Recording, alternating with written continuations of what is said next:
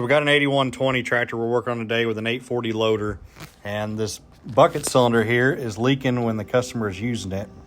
This cylinder is a little bit different in how it's made.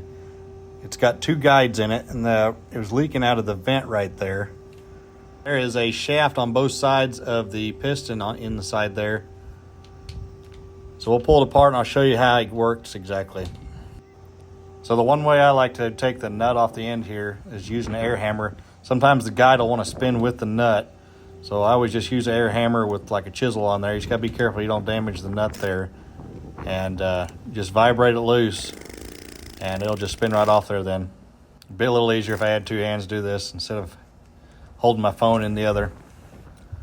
Once we get the nut off of it, we will use a punch and hit the guide in and then remove the snap ring to then pull the guide out. So we've got the shaft and the whole assembly pulled out of the cylinder there. So here's the piston right here in the center. As you can see, there's a shaft on both sides of it, and there's the second guide. And that guide has actually got a set screw in the housing itself that you have to pull out, and then you can pull the whole thing out of there.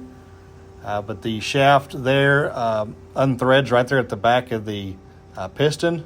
I had to use my 3-foot snap-on ratchet with a extension to break it loose. So we've got the guides and the pistons there. We got all new seals in it, and we'll get back to assembling it. There's that set screw I was talking about that holds that guide in there.